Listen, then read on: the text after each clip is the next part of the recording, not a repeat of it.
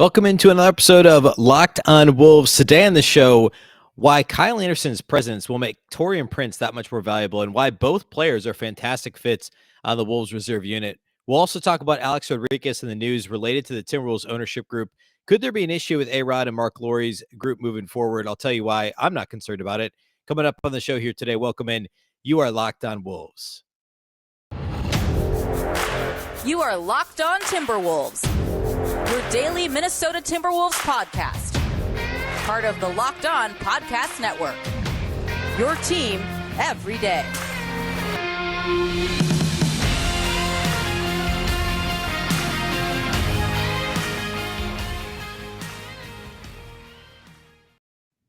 Hello and welcome to the Locked On Wolves podcast, part of the Locked On Podcast Network, your team every day. My name is Ben Beecken. I'm the host of Locked On Wolves. Today's episode is brought to you by BetOnline. BetOnline has you covered this season with more props, odds, and lines than ever before. BetOnline, where the game starts. Happy Wednesday, everybody. Happy Hump Day.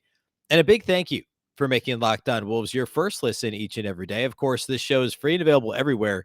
That includes YouTube as well as all of your favorite audio platforms, including, of course, Apple and Google and Spotify and our friends at Odyssey as well.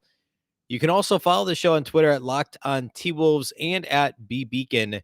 T-Wolves, of course, has the T in it, Locked On T-Wolves, and then at Beecken with two B's, two E's, C-K-E-N. Today on the show, I do want to get to some Alex Rodriguez ownership stuff you may have seen on Monday. There was some hand-wringing based on a New York Post article. A-Rod, can he pay enough? Can he actually come up with the cash to finish the Timberwolves purchase? I'll talk about that at the end of the show. The spoilers, I'm not worried about it, but I'll talk about kind of the nuts and bolts of it and why I'm not concerned a little bit later. I want to start with Kyle Anderson. I was digging into some additional numbers, a little bit beyond surface level on Kyle Anderson last year with the Memphis Grizzlies, why he was so effective. He had a relatively pedestrian start to his career in Memphis, but he was a big part of the Grizzlies' massive success last year. I mean, Memphis was really a top 3 or 4 team in the league for most of the regular season. And it's easy to forget that because, well, the Wolves took him to 6 games somewhat unexpectedly. And I mean, we're really good against Memphis at times in that first round. And then Memphis had a very disappointing second round exit. But it's easy to forget just how good they were for most of the season, even while John Morant was out, and how big of a deal or how big of a part of it Kyle Anderson was. So what can we take from his time in Memphis and apply it to Minnesota, which partly tells the story of why the Timberwolves acquired him in free agency this past summer? And also, how will they deploy him? How head coach Chris Finch deploy Kyle Anderson this year? And along with that, Torian Prince, in a little bit of a trickle-down effect, we'll see a little bit of a different role this year as well. And so I want to talk about those two guys playing together and the other pieces of the Wolves reserve unit and how they all fit together. What I think they'll fit together extremely well. So let's talk about that, digging into some of the lineup numbers, some of the, the guys each of those players played with last year, what that tells us about the upcoming season. First of all, with Kyle Anderson, if you go through and look at the 2-man and 5-man lineups with the Memphis Grizzlies last year, Kyle Anderson's best minutes, by and large, were when he was playing the 4, which he did a lot of. According to Basketball Reference, it was something like 2/3, I believe, of his minutes came at the 4 last season. I'm going to get the exact number here. It disappeared on me, but it's something like 2/3 or 3/4 of his minutes were at the 4 last season with Memphis. 62% of his minutes, of Kyle Anderson's minutes, came at the 4. So primarily, that was with Steven Adams at the 5, and a lot of it was with Tyus Jones playing point guard. You look at his 2-man lineups. Kyle Anderson's best 2-man lineup last year with Memphis was with Tyus Jones. Tyus Jones and Kyle Anderson together as a 2-man lineup had an 11.1, a plus 11.1 net rating. And by the way, defensively, it was fantastic. His best defensive net rating of any 2-man pairing on the Grizzlies was 100.1, which is phenomenal. The Tyus Kyle Anderson pairing was great. His second best 2-man pairing was Steven Adams. Of course, in almost every scenario, I would imagine Adams is playing the 5, Kyle Anderson's playing the 4. Anderson played less than 10% of his minutes last year at the 3. But the Adams-Anderson pairing had a plus 6.2 net rating. So what does that mean in regard to his minutes with the Wolves? Well, Steven Adams is more of a traditional center. He's a big-bodied center. He's not a small ball center, obviously. He's not, some of the guys that Memphis tried out at the 5 last year. I mean, Kyle Anderson played some minutes at the 5. Adams is a bigger body, defensive-minded, rebounding center with some offensive skill. Generally speaking, in the same genre of center as Rudy Gobert and Karl-Anthony Towns. Obviously, all three of them are different from one another in a lot of ways, but they're not small ball centers. They're not like, Towns is at least even though he is a new age center in regard to his offensive game, and he's not really a rim protector at all. He's still a big bodied, effectively a 7-footer, good size wingspan, etc. Can play down low, can play in the post offensively and defensively. Steven Adams is a similar profile in that regard. And if you look at the Timberwolves backup point guard situation, the player that I most often compared Jordan McLaughlin to last year was Tyus Jones. There's a ton of similarities. Tyus Jones has been the league's best assist to turnover ratio guy for basically his entire career. Jordan McLaughlin last year, you'll remember, had that stretch. I believe it got up to almost 60 assists to 1 turnover, like a stretch where he had 60 assists and only 1 turnover. I think it ended up in the mid 50s. That was like in January, February of last year. A very Tyus Jones-esque stretch. And obviously they're both, small in stature, rather diminutive point guards who are good defensively. I would say Tyus is a little better than McLaughlin.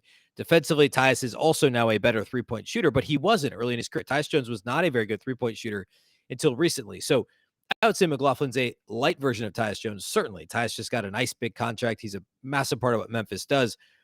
But McLaughlin, the profile of what McLaughlin does is very similar to what Tyus Jones does. And really the output is very similar to what it was early in Tyus Jones' career. Of course, McLaughlin, an undrafted player. Tyus Jones was a late first-round pick by the Cavaliers, traded to the Wolves on draft night. So there's some similarities there. Kyle Anderson, with the second unit in Memphis, was asked to initiate some offense. He'll be asked to do that in Minnesota with a lower usage type point guard. In Memphis, it's Tyus. In Minnesota, it's Jordan McLaughlin. He's going to play the 4 with big centers, and he's going to play alongside a lower usage point guard like a Jordan McLaughlin. That's a fit in Minnesota. Now, of course, whoever's playing the 2 and the 3, whether it's Anthony Edwards or, Jalen Noel or whatever that might look like, it's going to be a relatively high usage guy. I mean, you're going to be on the floor. Anderson's going to be on the floor with one of those guys, most likely most of the time. I mean, Jaden McDaniels is a little bit of a lower usage player. But all that to say, Kyle Anderson can initiate offense with that second unit. McLaughlin can stay off the ball and shoot. They could play Bryn Forbes at the 1, or you could play Austin Rivers at the 1, who are both, I would say better, more consistent shooters than Jordan McLaughlin. So you have some options there. If Kyle Anderson's actually going to, he can do.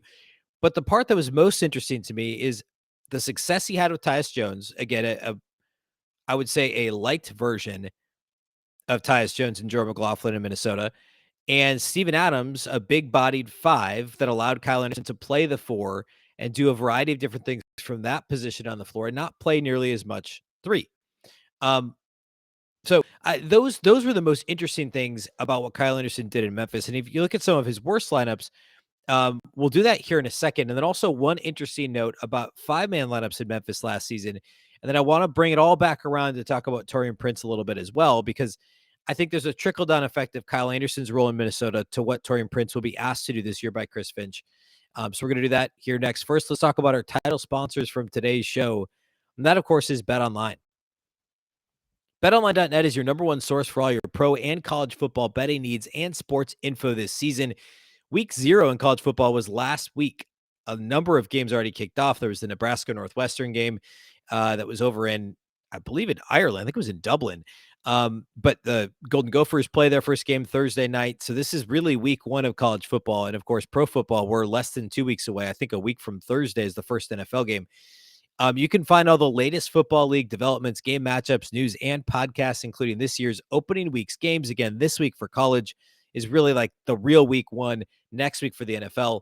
BetOnline is also your continued source for all your sport wagering information, including live betting, esports, and scores. It's the fastest and easiest way to check in on all your favorite sports and events, including MLB, MMA, boxing, and golf, which are all ongoing. Of course, football kicking off. And then in a couple of weeks, NHL, and a couple of weeks after that, NBA action. Head to the website today or use your mobile device to learn more about the trends and action. BetOnline, where the game starts.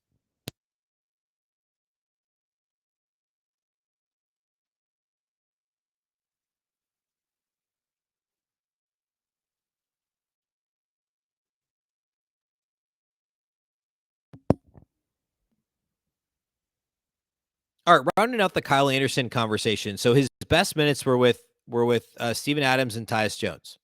His worst minutes came when he played the 4 with Jaren Jackson Jr. playing the 5. And then he also saw some minutes at the 3 with Brandon Clark at the 4. I guess you could fudge those a little bit at times. Perhaps one of those guys was at the 5 and one was at the 4. But generally speaking, two of his worst two-man lineups were two of the better rotation guys with Memphis in Jaren Jackson Jr. and Brandon Clark. His we'll call it his worst two-man lineup because his two worst than that were guys that played less than 60 minutes apiece with Kyle Anderson over the course of the year. Jaren Jackson Jr. and Kyle Anderson together were a negative 6.2 last season net rating. Pretty easily Kyle Anderson's worst net rating in a two-man pairing. His second worst was Brandon Clark at minus 4.3. And neither are close. The next one was actually John Morant, which I want to get to in a second, but that was a negative 2.4. So a relatively distant third to last. So second to last, Brandon Clark, minus 4.3 with Kyle Anderson. Last was Jaren Jackson Jr., a minus 6.2 with Kyle Anderson. Now, the trick with two-man lineups is there's some noise there, right? Like I just referenced, some of these lineups, he could have been playing the 3, some he could have been playing the 4. I guess he's not playing the 5 if he's out there with Clark and Jaren Jackson, but there's some noise here, certainly, and I acknowledge that. But it's notable to me that his two worst two-man lineups were with good players on Memphis. It's just the way that he was deployed and the way that Memphis played with those guys on the floor. Now, John Morant was actually, like I said a minute ago, his third worst two-man pairing, a minus 2.4. And also when you back out several thousand feet and you look at the 5-man lineups for Memphis last year, only 2 of Kyle Anderson's 5 best lineups. So 2 of the 5 best lineups that the Grizzlies had last year with Kyle Anderson in them had John Morant in them. So 3 of his top 5 lineups didn't include John Morant. And then you see here, John Morant is actually his third worst two-man lineup pairing. That's notable to me because Ja, obviously a higher usage guy. We talked already about why Kyle Anderson is such a good fit at the 4 for the Wolves. And it kind of leads into my next thought, which is, what does this do to Torian Prince? Setting aside the Torian Prince legal stuff we talked about last week, who knows at this point, but it seems pretty likely that it doesn't impact the season for Torian Prince. So we'll act here as if it's not going to. But Torian Prince last year, his worst lineups came when he was matched on the floor with Jaden McDaniels. Often Jaden McDaniels would be playing the 3 in these lineups and Torian Prince playing the 4 because Chris Finch liked McDaniels at the 3. He liked the size. Of course, McDaniels will likely start at the 3 this year. Torian Prince played a lot of 4 last year. Torian Prince's best minutes with the Wolves have been at the 3, not at the 4. And again, I'll reiterate that his worst lineup, Torian Prince's worst lineup with the Wolves last year, throwing out the Nate Knight lineup, which was 40 minutes over the course of the season. He played 384 minutes with Jaden McDaniels, and it was a minus 5.3. So his worst two-man lineup was Jaden McDaniels. His best two-man lineups were with Jared Vanderbilt.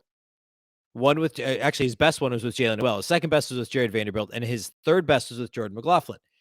Now, 2 of those 3 guys are going to be on this year's second unit. Jalen Noel will be the primary, I think, kind of scorer off the bench at the 2, play some, initiate some offense too.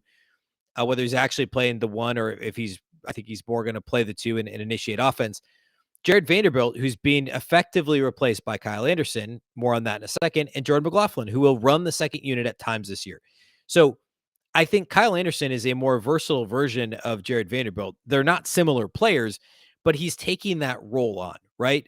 Vando was in the starting lineup last year. He's gone. That bumps McDaniels into the starting lineup. Obviously, Gobert into the starting lineup. McDaniels becomes a 3 that runs with the starters. The Vanderbilt role in that basically the primary 4 is being absorbed by Kyle Anderson. Kyle Anderson can do a lot more with the ball in his hands. Kyle Anderson is a more versatile defender than Jared Vanderbilt. But that means that Prince can play the 3 and be comfortable there. Perhaps Noel at the 2, McLaughlin at the 1, 2 of his best pairings from last year. Anderson subbing in for Vanderbilt. And right there are his 3 best two-man lineups from last year. He's probably not going to play a lot with Jaden McDaniels because I think he'll primarily be McDaniels backup at the 3.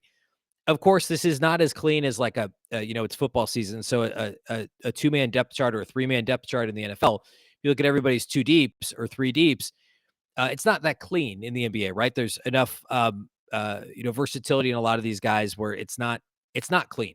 But if I was to make a two deep depth chart, Torian Prince is the backup three behind Jaden McDaniels. They're not going to play a ton of minutes together because Finch wants to play big. That means McDaniels at the three in the starting lineup, Towns at the four, Gobert at the five. Off the bench, that means Torian Prince at the three instead of where he was so often last year at the four. Allows you to put Kyle Anderson at the four, and then either, staggering Gobert and Towns at the five. We'll see a ton of that. And then Naz Reid, basic, or Nate Knight, I guess, depending on matchups, being your next line of defense when it comes to fives. But that allows the Wolves to play big. It allows you to put Prince at the three instead of the four and maintain some of that flexibility if you do need to make some tweaks. Again, a versatile roster to be sure, but it's that trickle-down effect of getting a talented four that can do multiple things that allows you to slide other guys into better roles that better suit them. And in this case, that's Torian Prince at the three and not at the four. So Kyle Anderson's presence in a Timberwolves uniform will be positive in a number of ways. I think he's such a good fit with the Wolves roster, like we talked about last segment, based on what he did in Memphis with that personnel grouping. And I think he'll allow Prince to be more effective as a three this year as well. All right, we'll close the show here today by talking some ownership. There's a bit of A-Rod news, so we're going to get to that here next.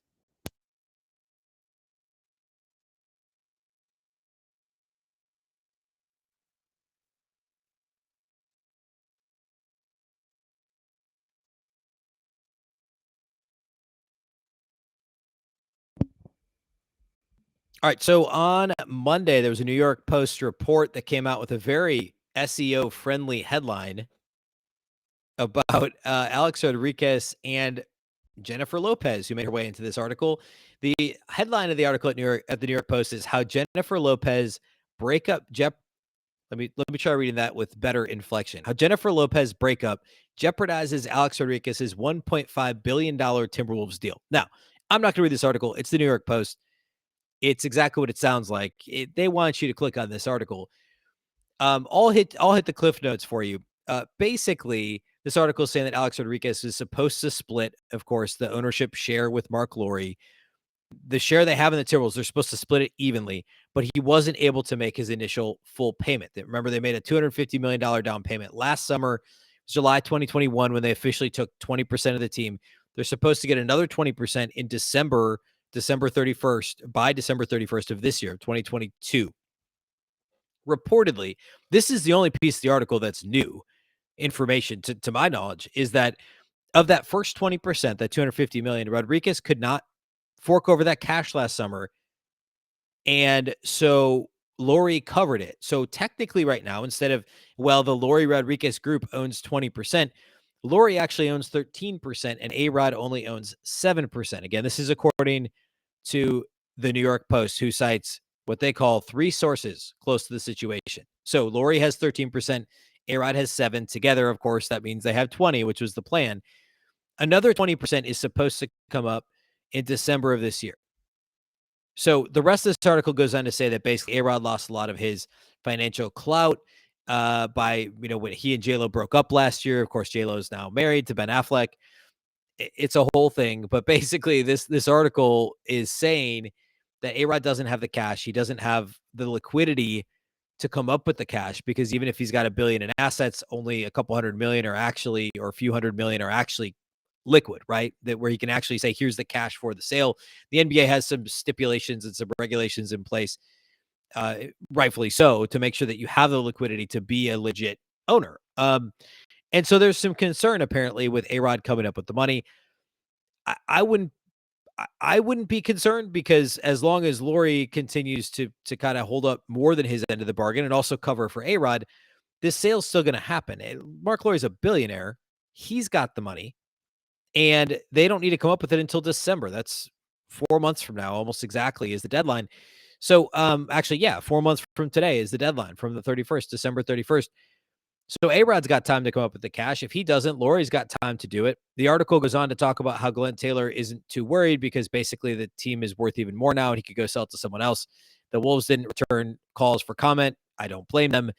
This seems to be much ado about nothing. It's an interesting tidbit, to be sure, that Technically, A-Rod only owns 7%, but that's the only new information. Again, this is the schedule's not off in terms of the purchase schedule to take over a majority ownership of the Wolves. Because remember, another 20% in December, that gets Lori Rodriguez to 40%.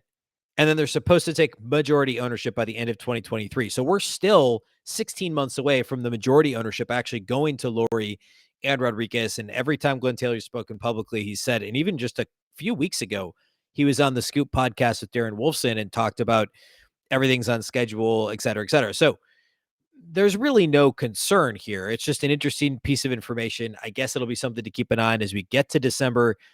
But I don't think Mark Lowry's going to I think it's up to Lowry, right? I don't think there's anything that says that within this group, they have to actually be 50-50. That would seem to be a gentleman's agreement or perhaps an actual contract between Lowry and Rodriguez as individuals and not necessarily with Glenn Taylor. Glenn doesn't care if it ends up being 30% Mark Lowry and 10% Alex Rodriguez among that 40. I don't know why he would.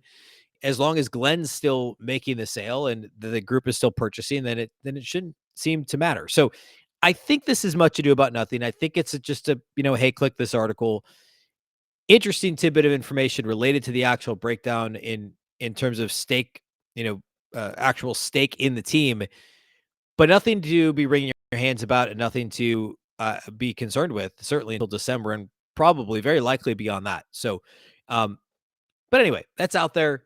Don't be alarmed if you see the headline. Keep an eye on it here in the next few months, but don't be concerned now. All right.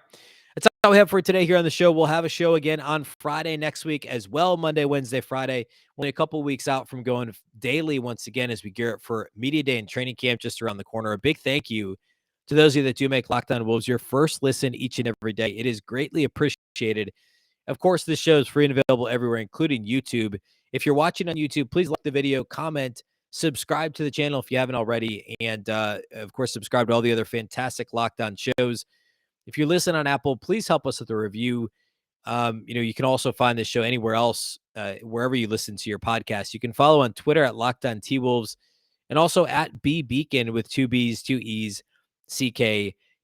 Thanks again for listening to the Locked On Wolves podcast, part of the Locked On Podcast Network. And remember, the Locked On Network is your local experts on all the biggest stories. As long as you're making us your first listen, a reminder that you can make your second listen Locked On NBA. And also right now, I should remind you about the Ultimate Pro Football Preview. Go check out the Ultimate Pro Football Preview 2022, an 8-episode extravaganza to get you ready for the NFL season. The local team experts of the Locked On Podcast Network, plus a betting angle from Lee Sterling and Locked On Bets are all combining into one ultimate NFL preview. Search for Ultimate Pro Football Preview 2022 on your Odyssey app, YouTube, or wherever you get your podcasts. Once again, I'm Ben Beecken. This is the Locked On Wolves podcast, and we'll catch you next time.